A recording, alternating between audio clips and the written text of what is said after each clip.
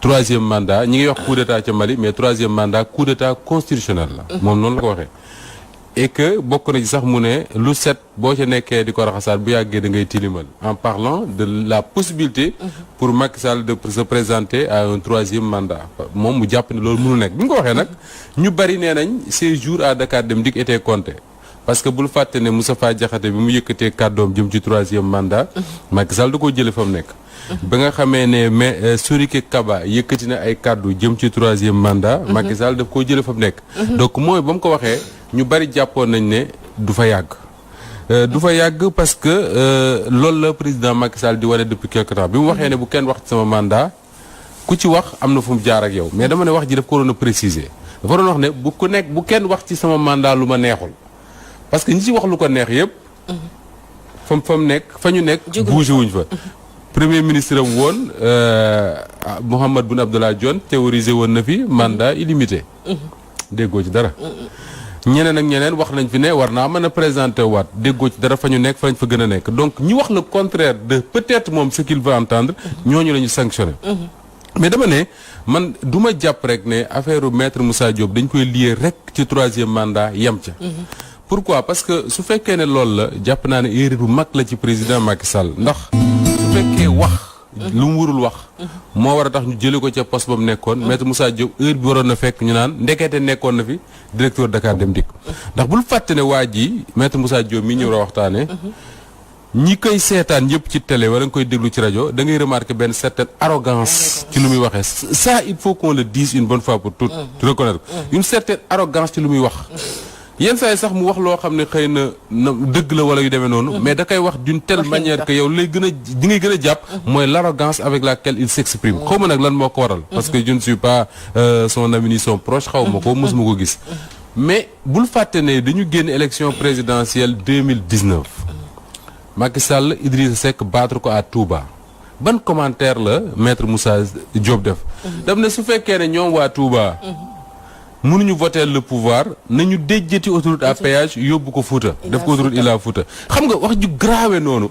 mu wax ko ba pare waxuma sax gravité wu ay sénégalais ñoo am droit à des infrastructures comme ni ko yeneen sénégalais amee mais waxu communauté yi ngay boole c'est-à-dire que boo ne waa Touba mu symboliser benn communauté nga ne waa Fouta mu symboliser beneen communauté nga boole leen wax mënul garaaw loolu dans un pays comme le Sénégal mais lu ju président Macky Sall def dara naada waxu ci sax cela veut dire quoi qui ne dit rien consent ça veut dire que wax boobu bi mu ko waxee naqariwu ko bi ko naqari tey mooy waxu mandat ma yàpp ne loolu erreur la su fekkee ne dañ ko limogé ndax dafa wax ci mandat parce que kon dama ne waroon nañ ko limogé bu yàgg-yàgg ndax li mu wax ci mandat bi waxoon na lu ko gën a grave parce que on dit oui li mu wax ci Mali nos voisins nangam ak nangam li mu wax ci Côte d'Ivoire nangam ak nangam mais la mu waxoon ca waa Touba moo gën a grave fuuf te le président Macky Sall musul yëkkati le plus petit doigt jëm ci loolu waxuma sax limogé ko mais rappel à l'ordre sax mus ci am wala boog man yëguma ko xëy na mën naa am beneen bi mooy soo ko liyee rek ci ci mandat bi yam ca da ngay fàtte ne am na yeneen yu fi jaaroon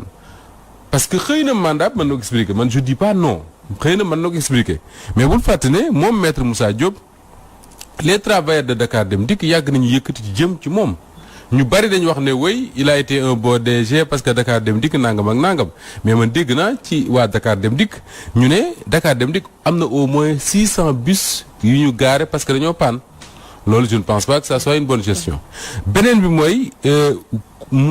Goudiaby Mamadou Goudiaby nekkoon Dakar Dem Dikk jiite woon syndicat ba léegi mu jiite OGTS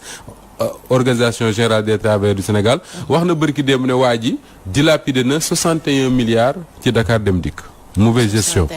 ku mel ne Gaston Mbengue par exemple xaw ma lu mu xam ci Dakar Dem Dikk je sais pas s'il travaille là ou pas mais nee na Dakar Dem Dikk mi ngi traîner une ardoise de 10 milliards tout cela réuni fait que le gars quand on me dit que il a été un bon DG de Dakar Dem Dikk je me pose des questions beneen bi mooy quand Goudiaby va jusqu'à dire que bu ñu ko bàyyi mu génn réew mi parce que maître Moussa Diop ci ay intention yi ñu ko prêté en tout cas bokk na ci ne comme avocat la te Paris la nekkoon dafa bëgg a dellu Paris defiwaat liggéeyam mu ne bu ñu ko bàyyi mu génn réew mi na fi toog ba def passation de service ba ñu def reddition des comptes ba xam na mu gérer ak la mu gérer l'un dans l'autre fait que tey erreur la pour le président Macky Sall pour man bokk di limoger nit ndax dafa wax ci 3e mandat. pourquoi parce que su fekkee ne loolu rek la parce que man je présage vraiment que ni du loolu rek moo tax. mais su fekkee loolu rek moo tax na préparer limoger ñeneen ak ñeneen parce que waxoon naa la fi biñ fi dàqee Sori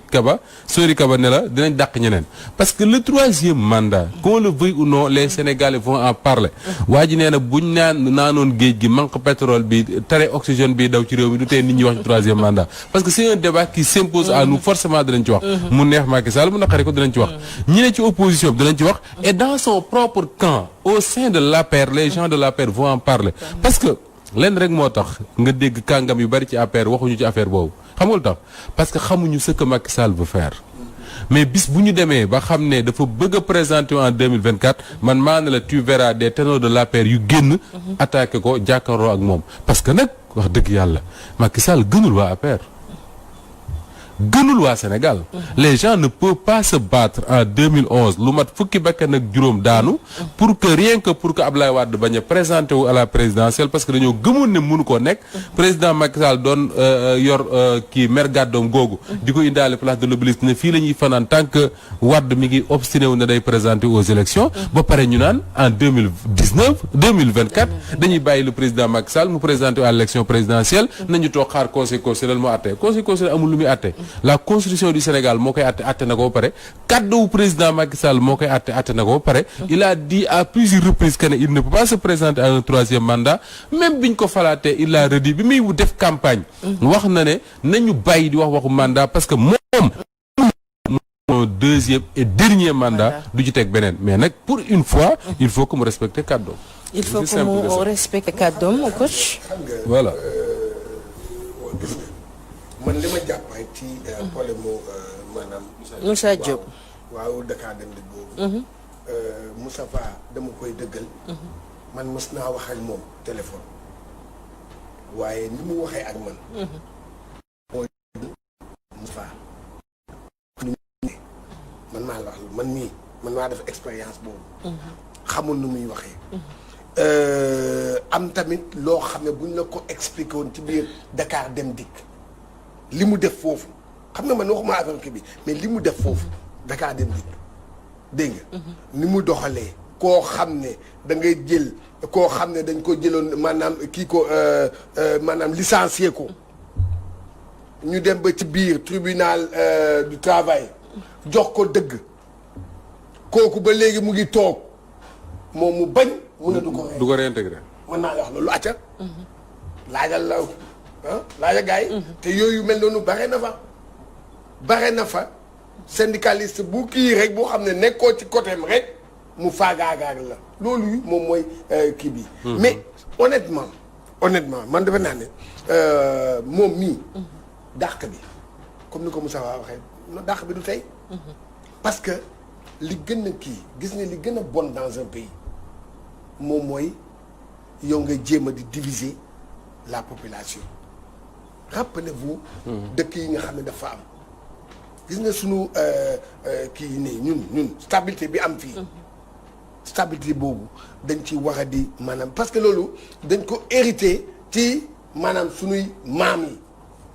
mu nekk fii kenn laalu ko waaye moom bi mu ñëwee ba wax loolu man Macky Sall bu fekkoon ne vraiment moom foofu rek loolu rek motif de licenciement la ou bien limogeage waaye defu ko mais loolu ça revient à une chose xam nga lii dafa wax tombé waral ay gars non uma dafa wax yàggul rek ñu jël ko wàccee ko te mu waxoon toj bi gën a gaaw boobu li sa gaawul waaye léegi nit amul droit wax kii kon nag man xam la